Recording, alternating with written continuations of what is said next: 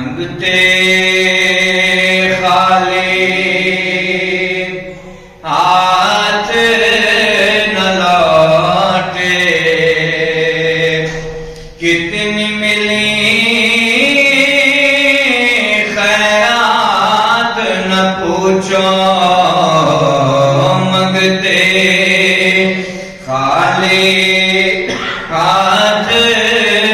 نہ لوٹے، منگتے خالی ہاتھ نہ لوٹے، کتنی ملی خیرات نہ پوچھو، ان کا کرم تو پھر ان کا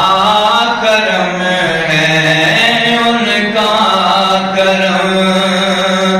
تو پھر ان کا کرم ہے،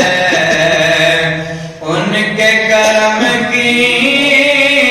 بات نہ پوچھو، ان کا کرم پھر ان کا کرم ہے، ان کے کرم کی بات نہ پوچھو۔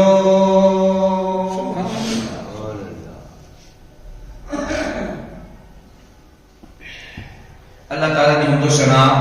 درود پاک کریم آقا رسول محبوب علیہ السلام کی بارگاہ میں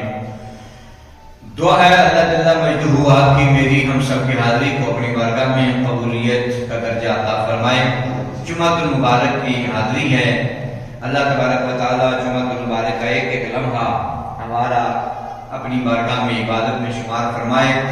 اور وہ عبادت جو اپنی بارگاہ میں ساتھ قبول بھی فرما دے۔ آئیے دوستو، آج پچھلا جمعہ بھی ہمارا توسل بالرسول رہا کہ رسول پاک صلی اللہ علیہ وسلم کی ذات اقدس کا توسل،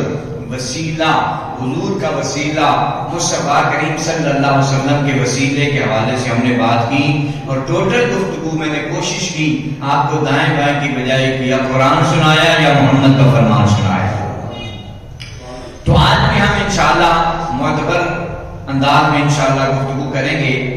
تو پچھلے جمعے پر توسل بالرسول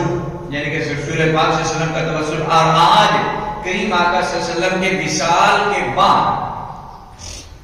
التوسل به بعد وفاتہ، کہ نبی پاک صلی اللہ علیہ وسلم کی وفات کے بعد بھی کیا حضور سے مانگا جا سکتا ہے؟ کیا حضور کا وسیلہ حضور کی وفات کے بعد بھی دیا جا سکتا ہے؟ بعد وہ لوگ ہوئے جنہوں نے توسل کو وسیلہ کو مانا ہی نہ،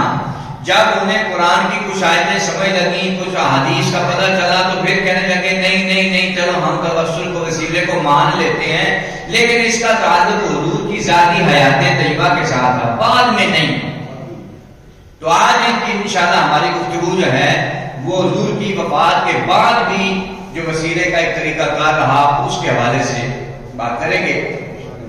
اللہ نے ارشاد فرمایا وما ارسلنا من رسول، اور ہم نے کوئی پیغمبر نہیں بھیجا مگر اس کے لیے کہ وہ الا لیطاع باذن اللہ، اللہ کے حکم سے وہ اس کی اطاعت کی جائے۔ اور اے حبیب مکرم صلی اللہ علیہ وسلم، ولو انہم ظلموا انفسہم جاؤک، کہ اگر وہ اپنی جانوں پر ظلم کر بیٹھیں تو جاؤک محبوب آپ کے دروازے پر آ جائیں، آپ کی بارگاہ میں آ جائیں، فاستغفر اللہ، تو بس اللہ تبارک و تعالیٰ سے مغفرت طلب کریں۔ فاستغفر اللہ، فا جو ہے تاکید کی ہے، اللہ نے تاکید کے ساتھ فرمایا کہ وہ اپنے مالک کی بارگاہ میں کیا کریں؟ دعائیں مغفرت کریں، اپنی معافی کی دعا مانگیں، معافی اختلافی والا معاملہ اللہ سے کریں، اللہ سے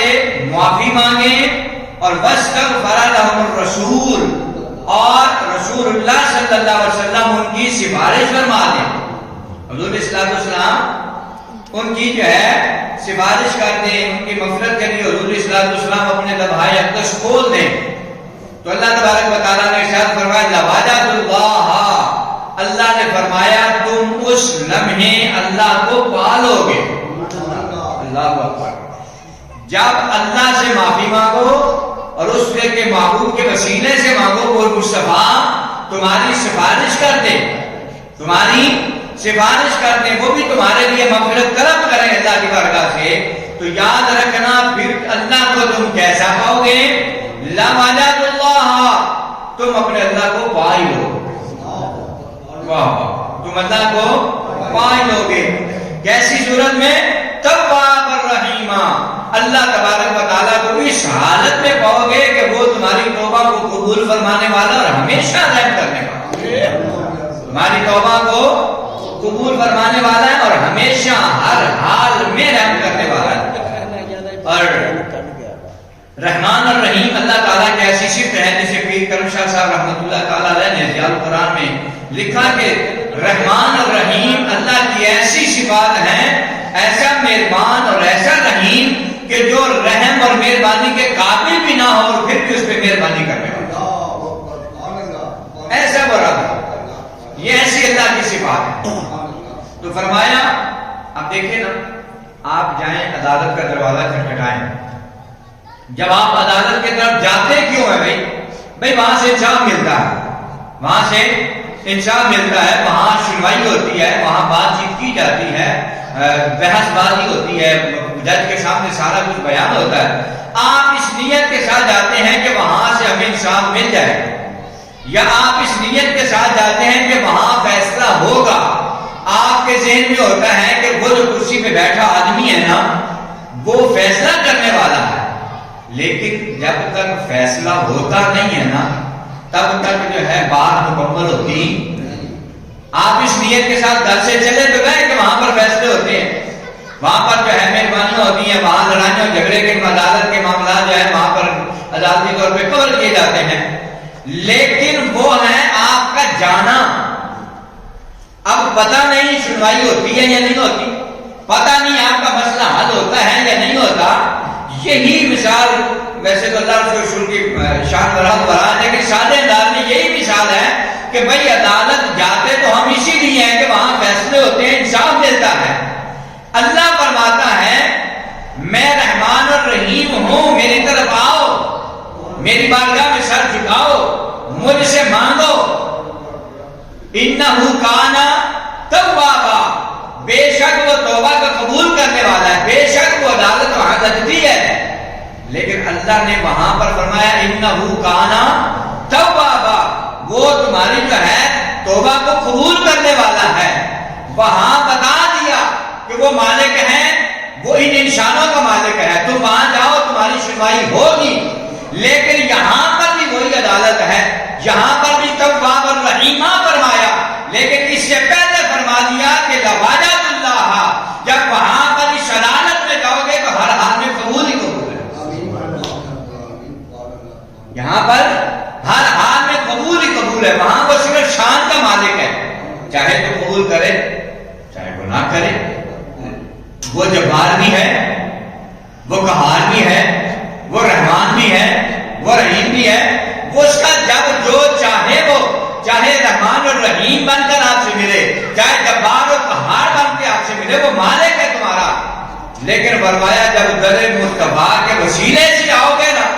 تو وہاں پہ تواب اور رحیمہ توبہ کا قبول کرنے والے سے پہلے فرمایا لواجد اللہ، وہ گھبرانا نہیں ہے، تم اللہ کو پالو گے، وہ تمہاری توبہ کو قبول فرمانے گا،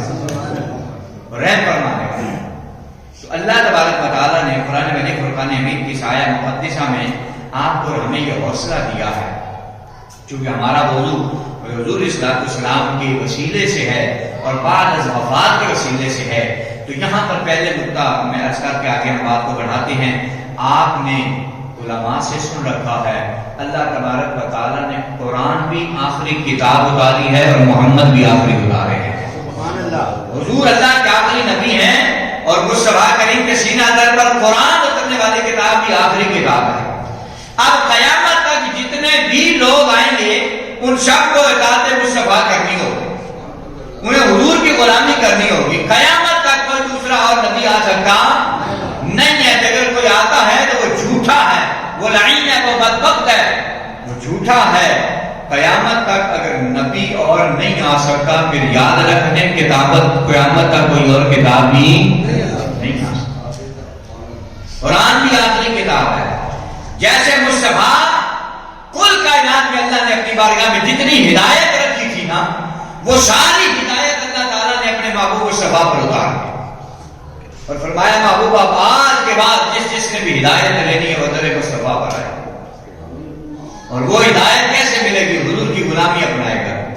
اسی طرح سے پھر قرآن بھی آخری کتاب ہے، اور یہ کتاب قرآن بھی قیامت تک کے لیے ہے۔ یہ نہیں ہے کہ قرآن کا تعلق صرف مصطفیٰ کی حیات طیبہ کے ساتھ تھا، یا قرآن کا تعلق صرف صحابہ کے ساتھ تھا، یا تابعین اور تبع تابعین کے ساتھ تھا، یا 1 سال 2 سال 4 سال 1 صدیاں 2 صدیاں، یہاں 1500 سال مصطفیٰ کریم کے بعد آج حیات ہے اور ہم مطلب قرآن کو پڑھ بھی رہے ہیں اور سن بھی رہے۔ 1500 سال والوں کے لیے کہ قرآن وہی تھا جو مصطفیٰ کے صحابہ کے لیے،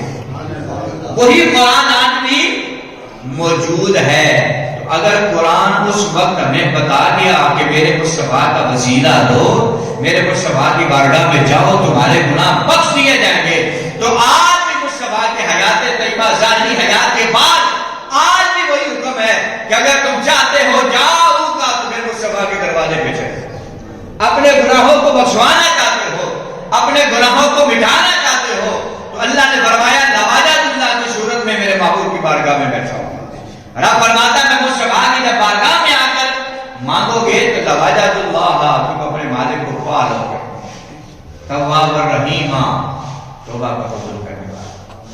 تو مصطفیٰ کریم صلی اللہ علیہ وسلم جیسے مصطفیٰ قیامت تک کے لیے نبی ہیں، اسی طرح سے قرآن بھی قیامت تک کے لیے ہے۔ قرآن کی ہر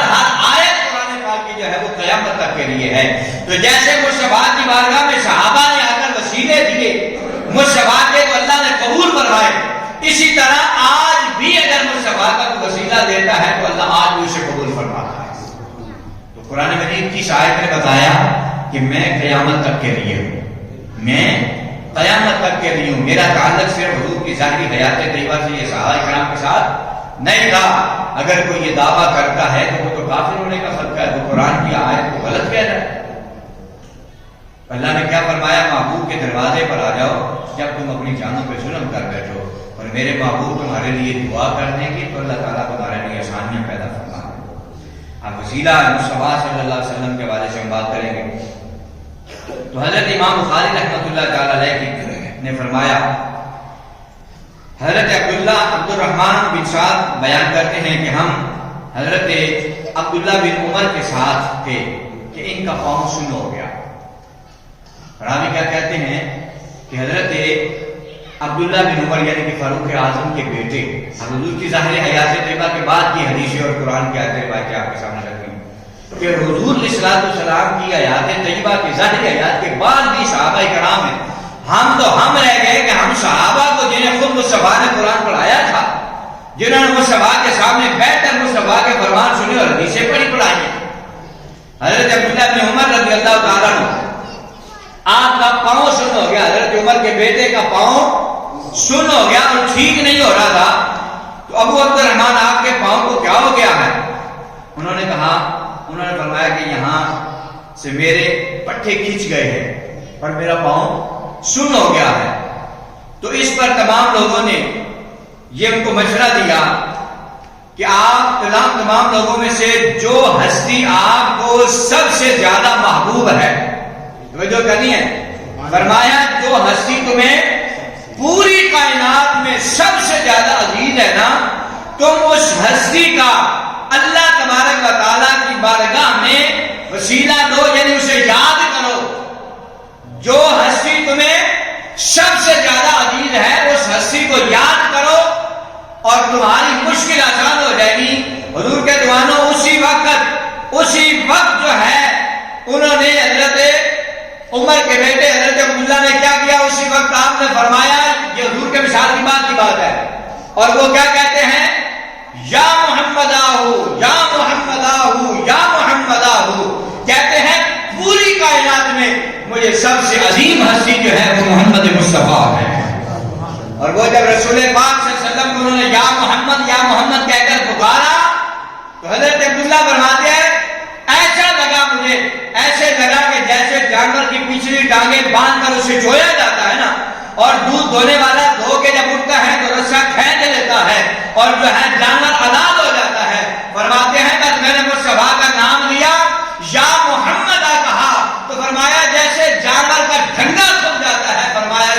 میری جان صحیح ہو گئی۔ سبحان اللہ۔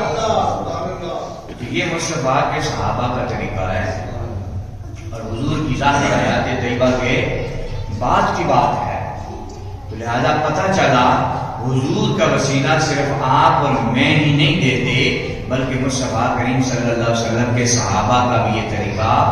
رہا ہے۔ اہل سنت ایک اتنا خوبصورت سلسلہ ہے، اتنا خوبصورت سلسلہ ہے، یقین مانیں یہاں نبیوں کی کوئی گستاخی نہیں، یہاں کوئی ولیوں کا گستاخ نہیں ہے، یہاں کوئی صحابہ کا گستاخ نہیں ہے، یہاں کوئی اہل بیت کا گستاخ نہیں ہے، یہاں یہ سارے نبیوں کے بھی ماننے والے ہیں، یہ سارے ولیوں کے بھی ماننے والے ہیں، یہ سارے صحابہ کو بھی ماننے والے ہیں، یہ ساری اہل بیت کو بھی ماننے والے ہیں۔ اللہ نے آپ اور مجھے وہ سچا اور سچا عقیدہ عطا فرمایا ہے کہ اللہ تبارک و تعالیٰ کا کرم، مالک کی مہربانی، اس نے سب سے پہلے مصطفیٰ کا غلام بنایا اور پھر سرکار صلی اللہ علیہ وسلم کی امت میں ہمیں ان لوگوں میں رکھا کہ جو لوگ اللہ تبارک و تعالیٰ کی بارگاہ میں سب سے مقبول ہیں۔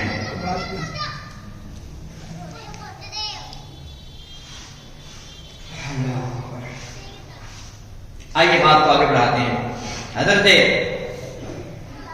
ابو جواس اوس بن عبداللہ رضی اللہ تعالیٰ عنہ بیان کرتے ہیں، بلکہ اس کے ساتھ ایک میں پہلے ایک اور حدیث پاک عرض کرنا چاہوں گا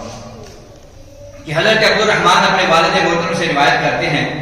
وہ بیان کرتے ہیں، یہ روایت جو ہے طبرانی شریف کے اندر موجود ہے، بخاری شریف میں موجود ہے، اور امام حیثمی نے بھی اس کو نقل کیا ہے اپنی صحیح کے اندر، اور دیگر بہت سی کتب میں یہ روایت موجود ہے۔ یہ حضور کے وصال کے بعد کی ہم باتیں کر رہے ہیں، تو یہ روایت میرے جو پچھلے جمعے کا کہ خطاب میں سے ایک حصہ تھا، جو وقت زیادہ ہو گیا اور پھر جو ہے وہ مکمل نہ ہو سکا، تو یہ بھی ایک روایت اسی کے ساتھ شامل کرتے ہیں کہ حضرت عبد الرحمن اپنے والد سے روایت کرتے ہیں کہ انہوں نے بیان کیا کہ میں حضور صلی اللہ علیہ وسلم کی خدمت میں اس حال میں حاضر ہوا کہ میرے ہاتھ پر ایک گھوڑا تھا۔ کیا کہتے ہیں؟ میرے ہاتھ میں ایک گھوڑا تھا، چونکہ پچھلے جمعے کے ہمارا موضوع تھا توسل بلاواسطہ رسول پاک صلی اللہ علیہ وسلم سے، اس سے یہ ایک روایت بڑی خوبصورت لگی۔ تو حضور صلی اللہ علیہ وسلم کی بارگاہ میں حاضر ہوئے تو وہ صحابی کہتے ہیں کہ میرے ہاتھ میں گھوڑا نکلا ہوا تھا، گانا نکلا ہوا تھا، اور میں رسول اللہ صلی اللہ علیہ وسلم کی بارگاہ میں پیش ہوا اور میں نے عرض کیا یا رسول اللہ، اس گھوڑے نے مجھے بہت تنگ کیا ہوا، اس گھوڑے نے مجھے بہت تنگ کیا ہوا، میں تلوار نہیں چلا سکتا، دشمن سے لڑنا ہوتا ہے تو میں تلوار نہیں چلا سکتا، سواری پر بیٹھتا ہوں تو سواری کی لگام نہیں پکڑ سکتا۔ یا رسول اللہ آپ ذرا کرم فرمائے، دعا فرمائے، مہربانی کرے۔ تو سرکار صلی اللہ علیہ وسلم نے فرمایا میرے قریب آؤ۔ حضور نے قریب کیا، سرکار نے فرمایا مٹھی کھولو،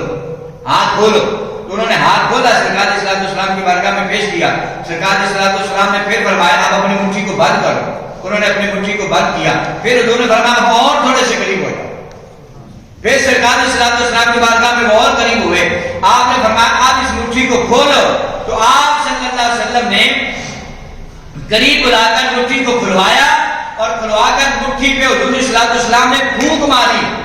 جیسے آپ ولیوں کے پاس، بابوں کے پاس، مولوی صاحبان کے پاس جاتے ہیں نا جنگ کروانے، حضور صلی اللہ علیہ وسلم نے وہ جو گھوڑا نکلا ہوا تھا، حضور صلی اللہ علیہ وسلم نے اس پہ پھونک ماری، اور پھونک مارنے کے بعد حضور نے فرمایا کہ اس کو میرے قریب کرو۔ حضور نے ایسے زور زور سے مسلا، اس کو ملا، حضور نے پھونک مارا، دم کیا، اور حضور اس کو تھوڑی دیر ملتے رہے۔ پھر اس کے بعد آپ نے فرمایا اب اپنے ہاتھ کو دوبارہ بند کر لو۔ تو وہ کہتے ہیں میں نے اسے دوبارہ بند کر دیا، اور تھوڑی دیر کے بعد حضور نے فرمایا آپ اپنی مٹھی کو کھولو۔ تو وہ صحابی کہتا ہے کہ جب میں نے دوبارہ اپنی مٹھی کو کھولا، ارے گھوڑا تو دور کی بات ہے، وہاں پر نشان بھی موجود نہیں، گھوڑا تو دور کی بات ہے، وہاں پر نشان بھی موجود نہیں تھا۔ تو یہ میرے مصطفیٰ کریم صلی اللہ علیہ وسلم کا کیا وسیلہ ہے، یہ حضور صلی اللہ علیہ وسلم کا کے ساتھ آپ اپنی محبت کریں گے، میرے کریم آقا صلی اللہ علیہ وسلم سے آپ کا پیار ہوگا تو حضور صلی اللہ علیہ وسلم نوازتے ہیں، حضور لجپال ہیں، حضور کرم نواز ہیں، حضور مہربانیاں کرتے ہیں۔ یہ تو ہم کمزور ہیں۔ میں اکثر آپ کو جملہ ایک دیا کرتا ہوں نا، میں آپ کو کہتا ہوں کہ بھائی آپ کی محبت کامل ہو نا تو سرکار کے لیے آج بھی آنا مشکل ہے، حضور کے لیے مشکل نہیں ہے۔ یہ آپ اور میرے لیے ہے کہ ہم محبت سے پکار بھی رہے یا نہیں پکار، ہم درد دل سے حضور کی بارگاہ میں جو ہے اپنی التجا کرتے ہیں یا نہیں کرتے۔ حضرت داؤد بن ابی صالح رضی اللہ تعالیٰ روایت فرماتے ہیں کہ ایک روز خلیفہ وقت مروان آیا اس نے آ کے دیکھا کہ ایک آدمی رسول اللہ صلی اللہ علیہ وسلم کی قبر انور پر اپنا چہرہ رکھتے ہوئے لیٹ رہا ہے. تو مروان نے آدمی سے کہا کیا تم جانتے نہیں ہو اور کون شخص ہو تم؟ جب اس شخص نے مروان کی طرف رخ کیا تو وہ دیکھ کر حیران ہوا کہ وہ جو قبر انور پر لیٹا ہوا تھا، جو اپنے سر کو، اپنے چہرے کو، اپنے جسم کو حضور کی قبر انور سے مس کر رہا تھا، رگڑ رہا تھا، اس سے نسبت، اس سے خیر، اس سے جو برکت لے رہا تھا. مروان کہتا ہے جب میں نے آواز دی تو اس نے سر اٹھایا اور سر اٹھا کر میں نے دیکھا تو وہ مصطفیٰ کا صحابی حضرت ابو ایوب انصاری رضی اللہ تعالیٰ عنہ. کہاں لوگ کھا گئے 15ویں 14ویں صدی میں جو وسیلے کی اور توسل کی اور جو ہے ان چیزوں کا انکار کرنے لگتے ہیں. اور ہم بھی ایسے لوگ ہیں کہ ہم مطلب بات کو سنتے ہی نہیں ہیں. کسی نے کہا کہ وہ کتا کان لے گیا تو کان کو نہیں دیکھا، کتے کے پیچھے بھاگ پڑے. اور تمہارا عقیدہ سچا عقیدہ ہے. اور میں نے سچی بات یہ ہے کہ دوستوں کے کا حکم بھی تھا، محبت بھی تھی ان کی کہ گفتگو کو ایسے کیا جائے سادے انداز میں لوگوں تک جو ہے ایک علمی صورت میں چیزیں علمی ڈیلیور کی جائے. تو یہ ضروری ہے ہمارے لیے. ہمارے چلو بزرگ کا عمریں گزر رہی ہیں، ہماری نوجوان نسل جو ہے وہ ان لوگوں کی طرف بھٹک رہی ہے. اپنی مساجد میں آتے ہیں، یہاں سے کچھ ملتا نہیں ہے. باہر جب جاتے ہیں سوشل میڈیا کے ذریعے کسی مولوی کو پکڑ لیا، کسی کتاب کو پکڑ لیا اور پھر وہ برگلاتے ہیں اور پھر پیچھے چل پڑتے ہیں. کیونکہ ہمارے اپنے ممبر سے وہ صدا آتی نہیں. رہ گئی رسم ادا روح بلالی نہ رہی، رہ گیا فرش با تلقین بلالی نہ رہی. تو جب وہ صدا آنی بند ہو گئی تو پھر کہاں سے ہمیں کوئی ہدایت کا راستہ ملے؟ علامہ اقبال نے کہا نا اگرچہ بت ہے تیری آستینوں میں تو پھر تجھے ہے حکم ادا لا الہ الا اللہ. اور گلا تو گھونٹ دیا اہل مدرسہ نے تیرا، گلا تو گھونٹ دیا اہل مدرسہ نے تیرا، کہاں سے آئے صدا لا الہ الا اللہ. اور جو مدرسوں میں پڑھنے والے ہیں وہ تو لوگوں کی جو ہے چہرے کو دیکھنے لگ گئے. جو دین پڑھنے والے تھے وہ تو امیروں کو دیکھنے لگ گئے، وہ لوگوں کے مال و دولت کو دیکھنے لگ گئے، کون نوازنے والا ہے کون نہیں نوازنے والا. آج امام سلام پھیرتا ہے تو اس نیت کے ساتھ پھیرتا ہے پتہ نہیں کوئی دائیں طرف سلام پھیروں گا یہاں سے چار آنے آ جائیں گے، بائیں طرف سلام پھیروں گا یہاں سے مال آ جائے گا. تو پھر وہ حقہ سے پیغام تو نہیں دے سکتا. فرمایا کہ تیرے اندر بہت سے بت ہیں، جماعت کروانے والے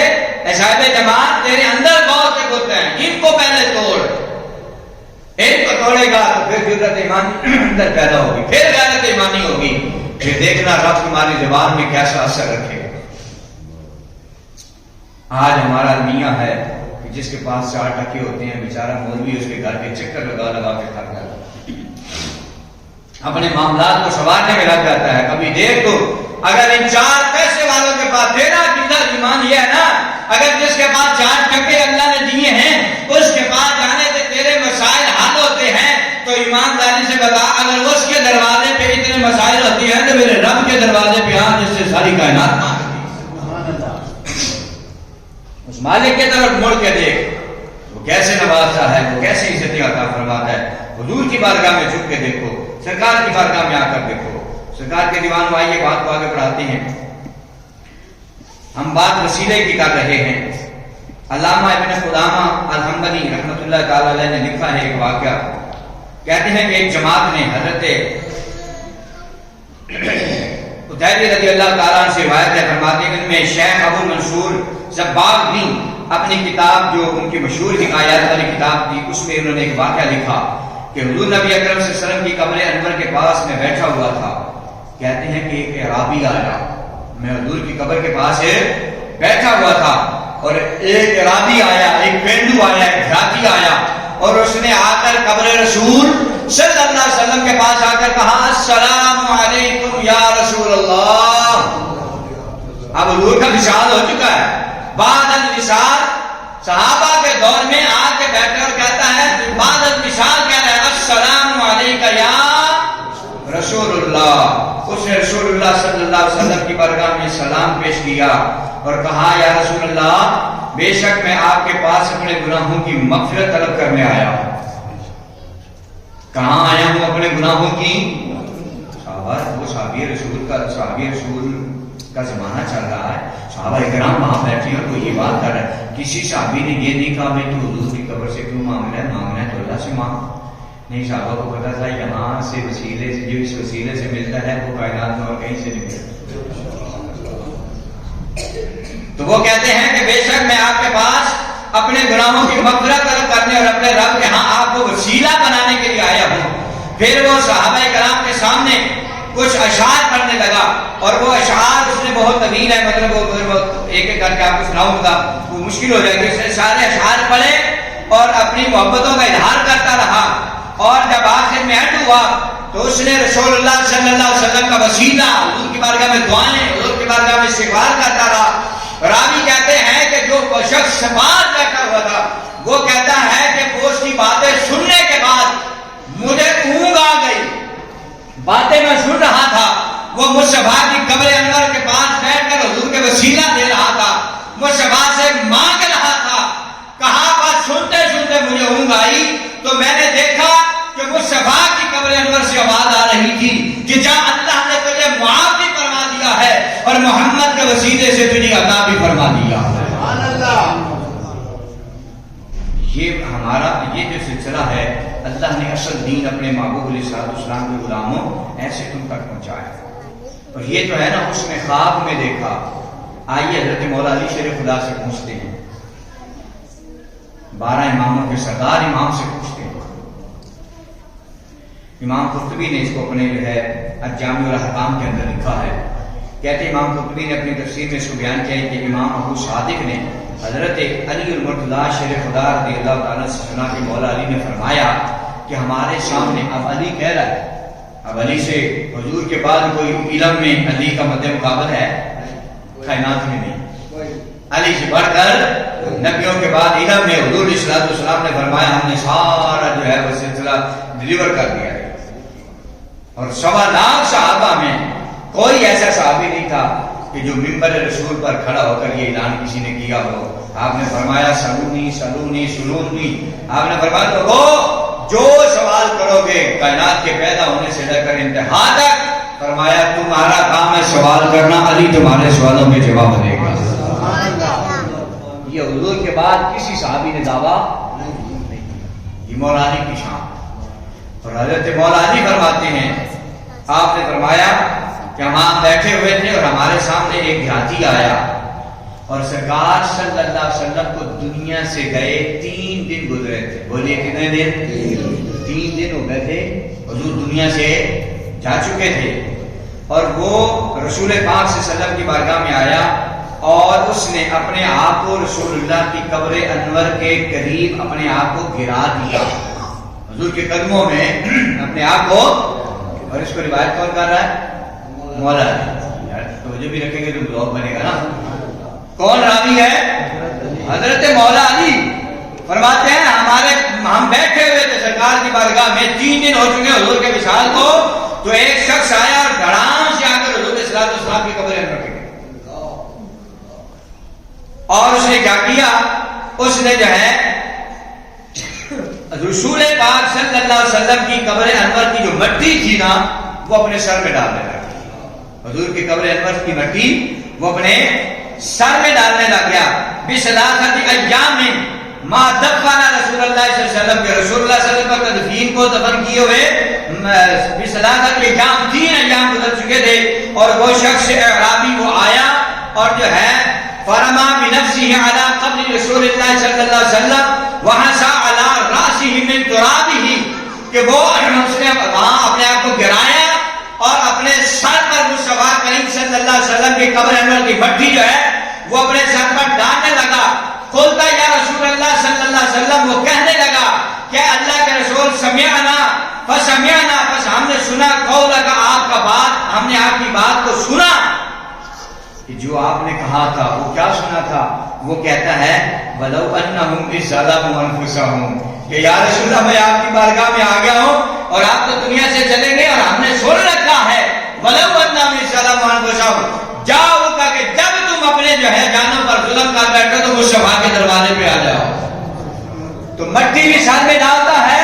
اور کہتا ہے ہم نے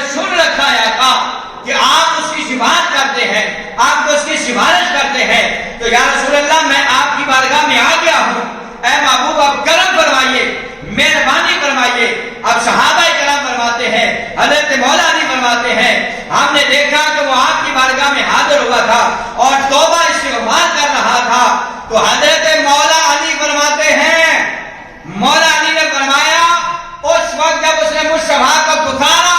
قرآن کی آیت کے طور پہ حضور کو یاد دلانے کی محبت کے انداز میں کہا اللہ نے آپ کو یہ شان عطا فرمائی ہے اور آپ ہمارے گناہوں کے بخشانے والے ہیں۔ مولا علی فرماتے ہیں قبر انور میں حضور کو گئے 3 دن ہو گئے تھے، جب اس عاشق نے مصطفیٰ کو پکارا تو مصطفیٰ کی قبر سے آواز کو بھی ہم نے سنا کہ حضور قبر سے آواز دے کے کہہ رہے ہیں جا میرے غلام، ہم نے تیری بات کو سن بھی لیا ہے، تجھے بخش بھی دیا ہے، رب سے جنت بھی دے دی ہے۔ سبحان اللہ۔ اب ایمانداری سے بتائیں جو اتنا کچھ سنا رہے ہیں مولا علی جیسے لوگ، کیا وہ ان کے عقیدے ایسے ہوں گے؟ کیا وہ کبھی ایسا سوچ سکتے ہیں؟ یہ تو جس کے آنکھوں سے پردے اٹھتے ہیں نا اسی کو پتہ۔ دل میں ہو یاد تیری گوشہ تنہائی، دل میں ہو یاد تیری گوشہ تنہائی، پھر تو خلوت میں عجب انجم منا رہے کہ گوشہ تنہائی میں ہم بیٹھے ہیں، مولا کی یاد ہو دل میں، پھر تنہائی مل جائے، بند کمرے مل جائے، ان بند کمروں میں جو محفل بھی سجدی ہے نا مصطفیٰ کی یاد کی، پھر تو جو ہے خلوت میں، پھر اس تنہائی میں عجب انجم منا، اس تنہائی میں پھر جو محفل سمجھتی ہے وہ بڑی کمال کی محفل ہے، پھر اس محفل کا رنگ جو ہے وہ کچھ اور ہی ہوتا ہے۔ وہ جو میں نے 2 جمعے پیچھے حضرت حارثہ کی روایت سنائی تھا، جب تنہائیوں میں بندہ ہوتا ہے تو پھر وہ مولا کے قرب میں ہوتا ہے، مولا کی بارگاہ میں ہوتا ہے۔ حضور نے صحابہ سے نہیں کہا میرے صحابہ، حضور نے روزے رکھنے شروع کیے تو وہ روایت میں آپ کو پہلے سنائی ہوئی ہے، میں اشارہ دیتا چلوں تو صحابہ نے کہا یا رسول اللہ آپ رکھتے ہیں تو ہم بھی رکھیں گے۔ سرکار نے کیا فرمایا میرے صحابہ ایکم مثلی، کیا تم میں سے کوئی میرے جیسا ہے؟ آئے سبحان اللہ۔ اگر ابو بکر کو کہہ رہے، عمر عثمان کو کہہ رہے حضور کہ کیا تم میں سے کوئی میرے جیسا ہے؟ حضور نے فرمایا نہ میرے صحابہ تم لگاتار روزے نہیں رکھ سکتے۔ آپ نے فرمایا میں ہوتا روزے کی عادت میں ہوں، میرا رب مجھے کھلاتا بھی ہے، میرا رب مجھے پلاتا بھی ہے۔ سبحان اللہ۔ کیا اس کھلانے اور پلانے سے مراد یہ روٹی پانی تھا؟ نہیں، کہ جب خلوت میں ملتی ہے تو پھر اس خلوت میں عجیب محفل چلتی ہے، وہاں بھوک پیاس یہ دنیا داری سب ختم ہو اللہ۔ حضرت مولا علی نے اس کو خود روایت کیا ہے کہ حضور کے مدار اقدس پہ آ کر بندہ گرا اور اس نے حضور علیہ السلام کو کی بارگاہ میں وہ قرآن کی آیت بھی پڑھی اور حضور علیہ السلام کی بارگاہ میں حضور کو وہ وسیلہ بھی عرض کیا اور کہا کہ یا رسول اللہ صلی اللہ علیہ وسلم دیکھیے کہ میں اب آپ کی بارگاہ میں آ گیا ہوں، قرآن کا وعدہ ہے کہ تیری بارگاہ میں آپ کو بخشے جاؤ، میں آ گیا ہوں کرم فرمانے۔ اب آواز کا آنا ضروری نہیں تھا کہ آواز آتی کہ آپ کو بخش دیا گیا، ویسے ہی بخش دیا جاتا، اس میں کوئی شک والی بات ہے نہیں ہے، لیکن رہتی دنیا میں مصطفیٰ نے بھی لوگوں کو سبق دینا تھا اور مولا علی جو ہے مصطفیٰ فرمانے والے ہیں، مولا علی پہنچانے والے ہیں، اور جو ہے قبر انور سے آوازیں آ رہی ہیں کہ جاؤ ہم نے تمہیں سن بھی لیا ہے، تمہاری مشکل کو بھی دور فرما۔ مولا علی تو وہ علی ہے کہ وہ ایک میدان میں سفر کر رہے تھے، حضرت عمار بن یاسر رضی اللہ تعالیٰ عنہ ساتھ، حضرت عمار بن یاسر نہج البلاغہ مولا علی کے خطبات والی کتاب ہے جس میں آپ کی تقریریں لکھی ہیں، یوں سمجھ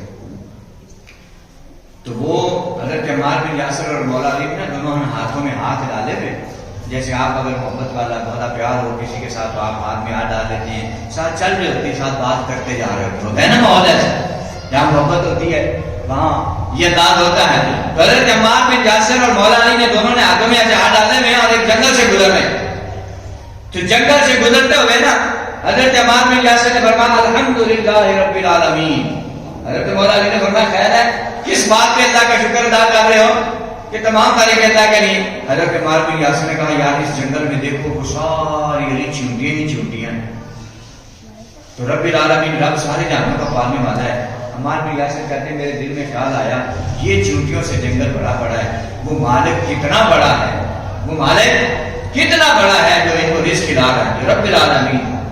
سارے جہانوں کا پالنے والا ہے، ان چوٹیوں کو بھی یہاں پر پال رہا ہے، ان کا رزق یہاں پہنچا رہا ہے۔ حضرت عمار بن یاسر حضرت عمار بن یاسر کی بات سن کے نا مولا علی مسکرا پڑے، مولا علی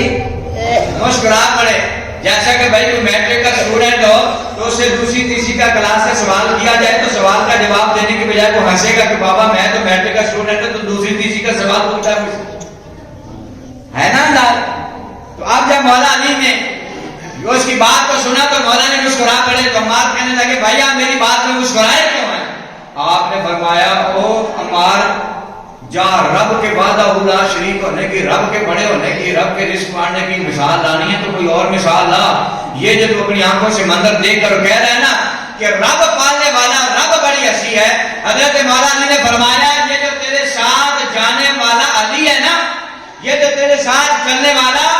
علی ہے۔ حضرت عمار بن یاسر سے مولا علی نے فرمایا او میرا رب تو بڑی شانوں والا ہے، میں جانتا ہوں رب انہیں رزق کیسے دیتا ہے، میں جانتا ہوں ان میں نر کتنی ہے، ان میں مادہ کتنی ہے۔ مولا علی نے فرمایا میں ان کی تعداد کو بھی جانتا ہوں، یہ بھی جانتا ہوں ان میں نر کتنی ہے اور مادہ کتنی ہے۔ یہ تو علی کے علم کا کمال ہے، اس لیے کہتے ہیں آج لے ان کی پناہ، آج پھر نہ ماننے کی قیامت میں اگر مان۔ آج وقت ہے، آج ہم وہ وقت لڑائیوں جھگڑوں میں گزار دیتے ہیں۔ کوئی کہہ رہا ہے جی دماغ کے پیچھے کا علم ہے، کوئی کہہ رہا ہے جی نہیں ہے، کوئی کہہ رہا ہے نبی نور ہے، کوئی کہہ رہا ہے نبی بشر ہیں۔ میرے پیر و مرشد حضور پیر سید نصیر الدین نصیر رحمۃ اللہ تعالیٰ علیہ نے فرمایا نا حاضر و ناظر و نور و بشر، حاضر و نور و بشر غیب کو چھوڑ کو حاضر ناظر رب نے بنایا، تجھے کیا تکلیف ہے؟ غیب کے خزانے اللہ دینے والا ہے، تجھے کیا تکلیف ہے؟ وہ دینے والا ہے، وہ لینے والا ہے، رب ہے معطی، یہ ہے قاسم، رزق اس کا ہے، کھلاتے یہ ہیں۔ تو فرمایا حاضر و ناظر نور و بشر غیب کو چھوڑ، بس تو یہ بات سوچ شکر کر وہ تیرے عیبوں کو چھپائے ہوئے ہیں۔ ورنہ پہلی قومیں جب گناہ کرتی تھی سو کے اٹھتے تو صبح دروازے کے اوپر لکھا ہوتا تھا یہ زانی ہے، رات کو کوئی چوری کر کے آتا تو صبح اس کے دروازے پہ لکھا ہوتا تھا یہ چور ہے۔ اور یہ آپ نے یہ مشہور تو آپ نے سنا ہوا ہے نا، یہ مینا کے مقام پر جو جا کے قربانیاں دیتے، یہاں باب اعظم نے بھی قربانی دی تھی، تو وہاں دو جانور جا کے رکھے جاتے تھے، ان کا گوشت بنا کر جس کا بجلی لے جاتی تھی گوشت اوپر کو وہ سچا ہوتا تھا، جس کا گوشت پڑا رہتا تھا وہ جھوٹا ہوتا تھا، یہ وہ قربانی ہے، تو وہ فیصلہ ہو جاتا۔ اب جس کا گوشت جو ہے پڑا رہتا تھا اندازہ لگاؤ نا وہ کتنا شرمندہ ہوتا ہے، زمانہ دیکھ رہا ہوتا پھر اس کا سر جھک جاتا، اور اللہ نے فرمایا محبوب ہم ان کو سزائیں نہیں دیں گے، کیوں؟ وانت فیہم محبوب، ان میں آپ بستے ہیں، ورنہ کون سا گناہ ہے جو آپ میں نہیں کر رہے؟ سارا کچھ چل رہا ہے، لیکن آج بھی ہمارے اعمال پہ اللہ نے پردہ ڈال رکھا ہے۔ حاضر و ناظر، حاضر و ناظر، نور و بشر، غیب کا چھوڑ، ارے شکر کر وہ تیرے عیبوں کو چھپائے ہوئے ہیں، شکر کر وہ تیرے عیبوں کو چھپائے ہوئے ہیں۔ یہ ہم تو اگر اسی کا ہی اسی میں ڈوبے رہیں تو خدا کی قسم ساری زندگی سر اٹھانے والے نہ۔ موسیٰ علیہ السلام کے زمانے کے درمیان جب لوگوں نے گناہ کیا نا، آپ کو کوئی دور پہ چلے گئے تو واپس آئے تو پھر بچڑے کی انہوں نے پوجا کرنے لگے، پھر آپ نے سمجھایا تو اللہ نے فرمایا ان کو سزا دی جائے گی۔ تو مولا کیسے سزا دے گا؟ اللہ نے فرمایا دونوں طرف آمنے سامنے قطاروں میں کھڑے ہو جائیں، ہاتھوں میں تلواریں پکڑو اور ایک دوسرے کو مارو، تلواریں ایک دوسرے کو مارے، پھر ان کی یہ ان کی سزا ہے کہ سزا نہیں، ان کی معافی ہے۔ اللہ اکبر، یہ ان کی معافی ہے کہ مولا نے کیسے معاف کرے گا؟ فرمایا آمنے سامنے کھڑا کرو، ہاتھوں میں تلواریں دیں اور ایک دوسرے کو یہ مارے اور یہ اسی طرح سے مرتے جائیں، یہ ان کی معافی ہے۔ یہاں مصطفیٰ کے وسیلے سے اللہ نے فرمایا اے میرے بندے اگر تو بازار میں بھی گناہ کر کے آ جائے گا نا تو رات کے اندھیرے میں کمرہ بند کر لی، وضو کر لی، سر سجدے میں رکھ لی، جو گناہ تو نے بازار میں سرے عام کیا تھا فرمایا رات کے اندھیرے میں بیٹھ کر سر سجدے میں رکھ کر بول اپنے مولا کو کہ مولا میں گناہگار ہوں، تیری بارگاہ میں آ گیا، بول اپنے مالک کی بارگاہ میں کہ مولا میں تیرا بندہ ہوں، مجھ سے گناہ ہو گیا، دے مصطفیٰ کا وسیلہ رب کو لوجد اللہ تواب الرحیمہ کی صورت میں پا لے۔ لہذا مصطفیٰ کا وسیلہ آپ کے لیے میرے لیے کافی و وافی ہے۔ میں نے پچھلے جمعے پہ بھی ایک جملہ بول دیا تھا کہ فرض واجب نہیں ہے، یہ نہ سوچے کہ مصطفیٰ کے وسیلے کے بغیر رب سنتا نہیں ہے، نہیں سنتا تب بھی ہے لیکن ان کے وسیلے سے محبت سے سن لیتا ہے۔ میں نے آپ کو بتایا تھا ایک دفعہ جملہ کہ ہم پیپر جب دینے جاتے ہیں نا، اسٹوڈنٹ طالب علم جاتے ہیں تو بورڈ کے باہر نا کھڑے ہوتے ہیں وہ مانگنے والے، مطلب میرے ساتھ بھی یہ ہوا تو میں اس لیے وہ میرے ذہن میں ہے۔ تو ہم جب پیپر دینے گئے نا تو وہاں باہر بورڈ کے گیٹ کے سامنے فقیر کھڑے تھے، سائل کھڑے تھے، وہاں پہ وہ ایک ہی صدا لگا رہے تھے، پتر جو بھی ان کا جملہ ہوتا ہے کہ پتر اللہ خیر کرے گا تو پاس ہو جانا کہ ماڑی کی خدمت کر رہے۔ اب جب پاس کا بچے کو پاس کے جب یہ خبر ملتی نا کیونکہ اس کو پتا ہوتا ہے کہ شاید یہ 5 روپے 10 روپے 20 روپے کی وجہ سے میرا کام بڑھ جائے، کسی کو منہ سے نکل جائے اور جو ہے بیڑا پار ہو جائے، تو وہ ایک آس ہوتی ہے جو بے اولادہ ہے، اسے جب کوئی دعا دے کر مانگتا ہے کہ اللہ تجھے اولاد نرینہ عطا فرمائے تو دیکھ اس کے آٹومیٹک جنگ سے نکلتا ہے۔ تو اللہ کہتا ہے تم ایسے کیا کرو، میرے محبوب کے وسیلے سے مانگا کرو، میرے محبوب کے وسیلہ تمہارے لیے کمال ہے، اس کے وسیلے سے کبھی بھی تم جو ہے رائے گاہ نہیں، تمہاری دعائیں اور صدائیں رائے گاہ نہیں جائیں گی، مانگا کرو۔ مصطفیٰ کریم صلی اللہ علیہ وسلم آج بھی اپنے جو ہے حیات طیبہ میں قبر شریف کے اندر سرکار زندہ ہے، زندہ اور جاوید ہیں، زندگیوں کا فرق ہے۔ ہم یہ نہیں کہتے کہ جیسے آپ اور میں یہاں بیٹھے ہیں اس طرح جو نور زندہ ہے، جو قبر کی زندگی کا اصل اللہ نے معنی اور مفہوم دیا ہے اس طرح سے وہ زندہ ہے۔ بندہ ماں کے پیٹ میں زندہ ہوتا ہے یا نہیں بولیے، لیکن اس کی مثال آپ دنیا سے دے سکتے ہیں؟ نہیں دے سکتے۔ اسی طرح یہاں بھی زندہ ہے، اسی طرح وہ وہاں بھی زندہ ہے، ہر زندگی کا انداز اپنا اپنا ہے۔ جو مانے نا پھر اس کے لیے ہمارا جملہ تو یہ ہے نہ مر گیا مردود نہ فاتحہ نہ۔ آپ رسول پاک صلی اللہ علیہ وسلم سے محبت کریں اور درد دل سے پکاریں، حضور آتے ہیں۔ یا آپ نے قصیدہ بولنا سی سنتے ہیں نا، مولا یا صلی وسلم دائما ابدا، بولیے ذرا، سنتے ہیں نا؟ 18 سال رہے امام حسینی بیمار اور پھر اللہ کی بارگاہ میں التجا کی، مولا کرم کر دے بڑی دیر ہو گئی ہے، پھر رات کو سوئے اور جو ہے بستر پہ لیٹے تو قلم پکڑ لیا، حضور کی نعت لکھنا شروع کر،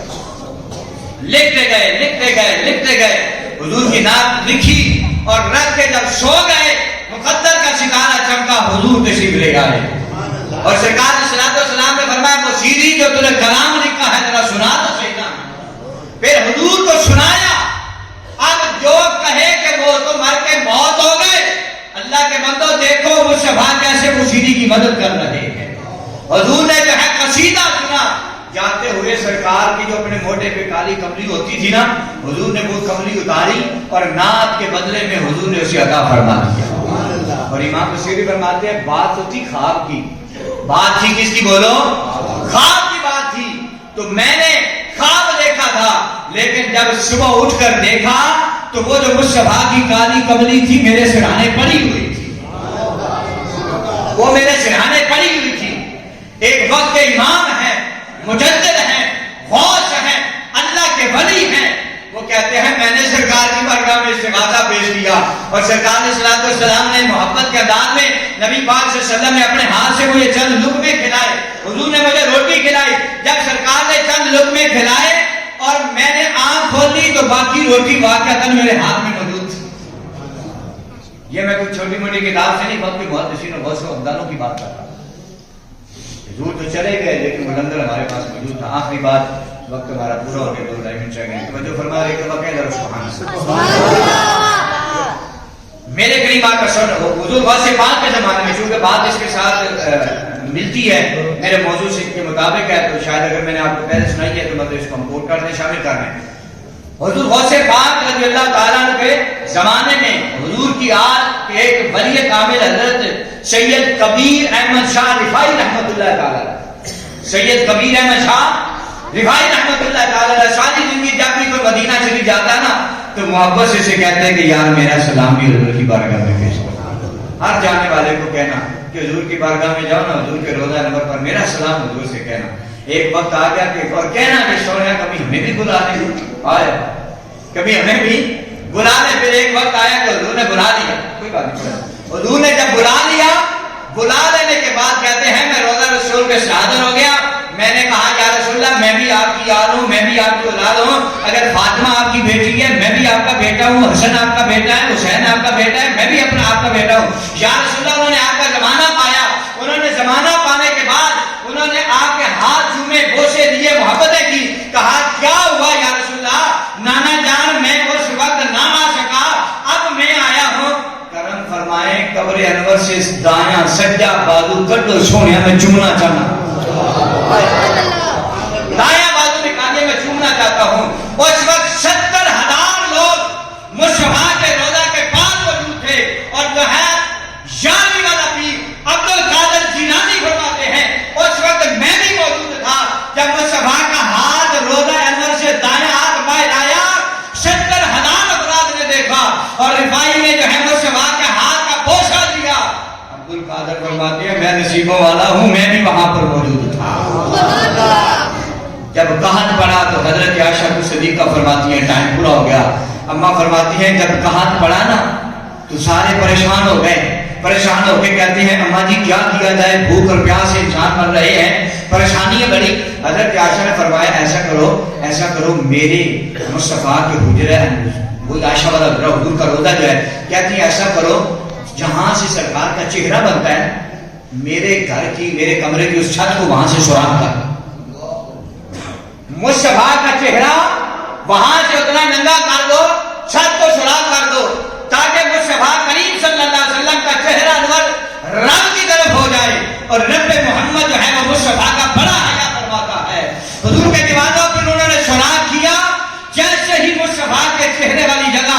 آسمان نے دیکھی، آسمان پھٹ پڑا، بارش نازل ہو گئی۔ یہ مصطفیٰ کا وسیلہ۔ اور یاد رکھیے اگر جو حاجی گئے ہیں وہ جانتے ہیں، جو نہیں گئے وہ اب جائیں، اللہ دے جائے تو دیکھیں، نہیں تو ویڈیو کا سوشل میڈیا کا دور ہے، آپ نے دیکھا ہوگا گنبد خضرا کے اوپر، گنبد خضرا کے اوپر جب باب جبریل سے باہر آتے ہیں تو گنبد خضرا کو آپ باہر سے دیکھیں گے نا تو اوپر ایک چھوٹا سا نشان بنا ہوا ہے، سبز گنبد کے اوپر آج بھی چھوٹا سا نشان بنا ہوا ہے، وہ سوراخ ہے، وہ